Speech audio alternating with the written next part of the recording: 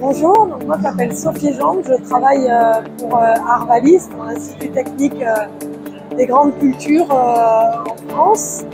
Je suis spécialiste des questions de gestion quantitative de l'eau, donc derrière gestion quantitative de l'eau on entend irrigation, mais également aussi dynamique de l'eau dans les sols, donc on travaille que ce soit en système irrigué ou système non irrigué. Et je suis aussi responsable du pôle agronomie qui regroupe les équipes fertilisation, gestion de l'eau et gestion des sols.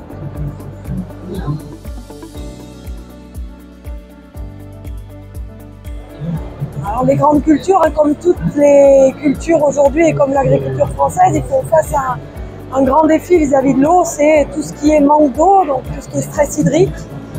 On a aussi beaucoup de questions sur la disponibilité de la ressource.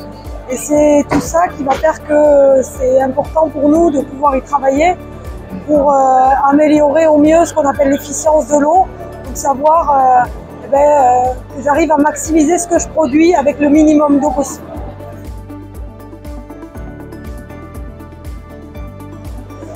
Alors si on parle de levier, donc comment on arrive à s'adapter à ces stress hydriques, on travaille à plusieurs échelles. Donc pour les agriculteurs qui ont l'irrigation, on travaille beaucoup sur les questions de pilotage de l'irrigation, de matériel d'irrigation.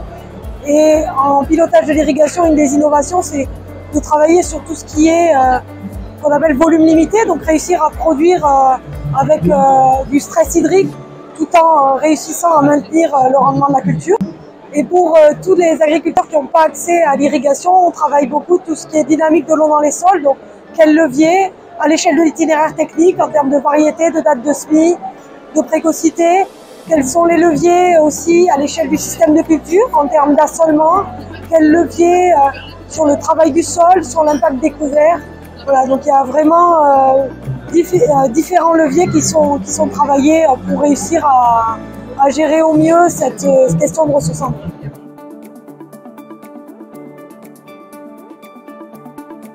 Alors l'impact il va être différent selon les exploitations agricoles, selon le contexte pédoclimatique, la capacité ou non d'irriguer.